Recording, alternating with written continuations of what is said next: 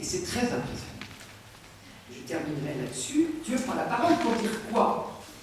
Ça va aller très très vite. C'est l'un des passages peut-être les plus difficiles du livre. Magnifique, somptueux.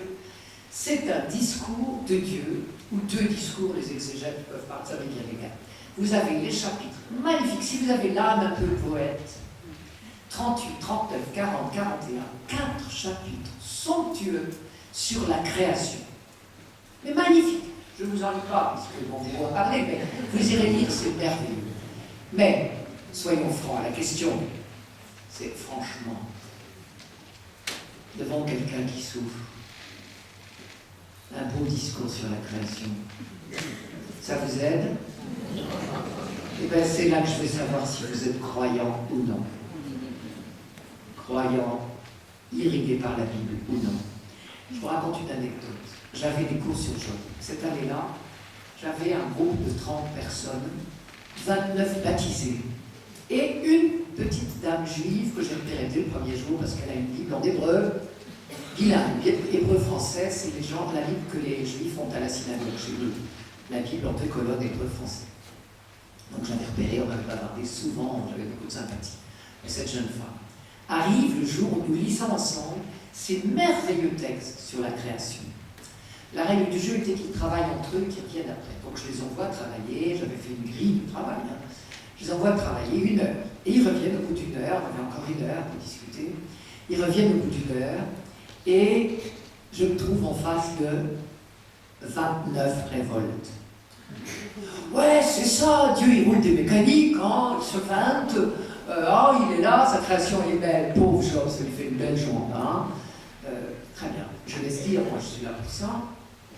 29 révoltes.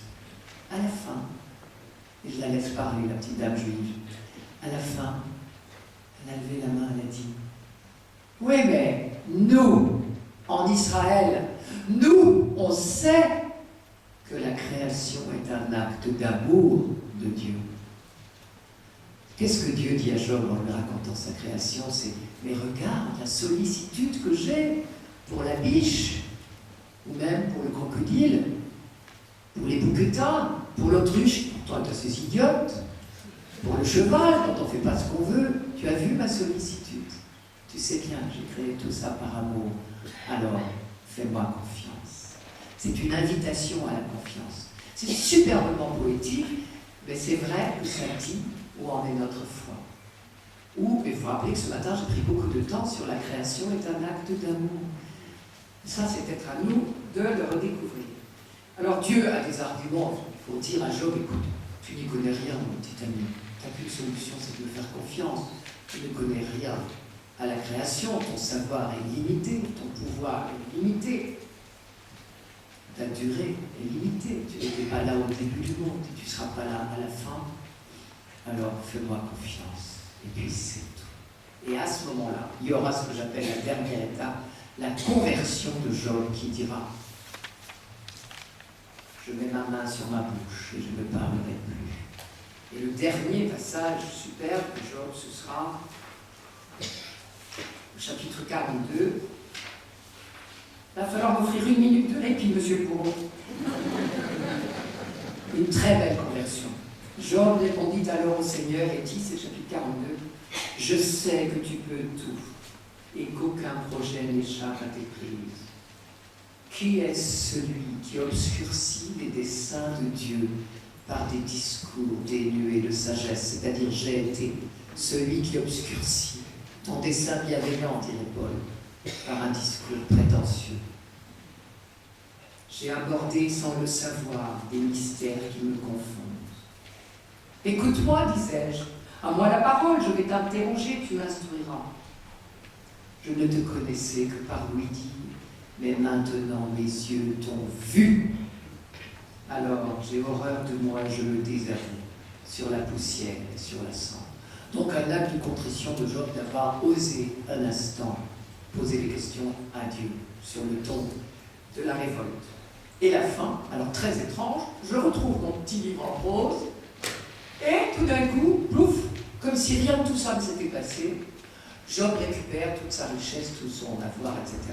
Ça, c'est clairement l'auteur qui a finalement mis la signature au livre de Job n'a pas osé couper la finale, mais c'est un hiatus complet. Probablement parce qu'en Israël, tout le monde n'était pas prêt à entendre l'audace de la partie centrale.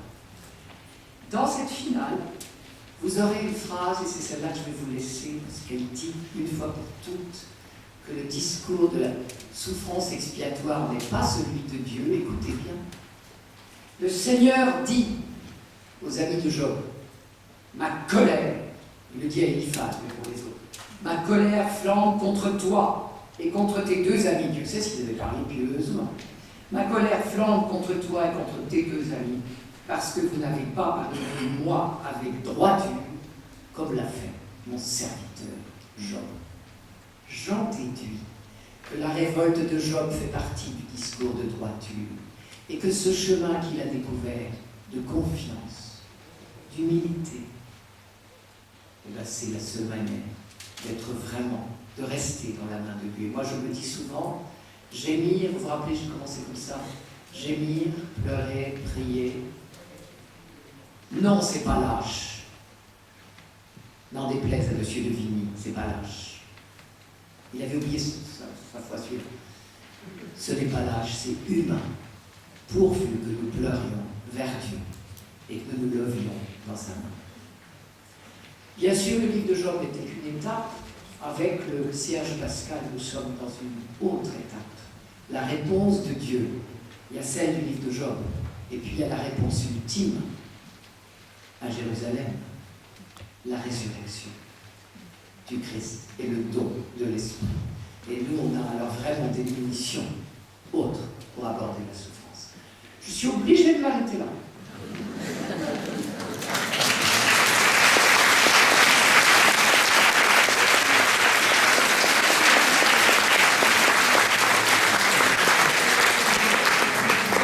Franchement, c'est presque un péché de parler aussi vite que ça. Dieu me pardonne, mais comme je ne crois pas à la logique de rétribution, je n'ai rien.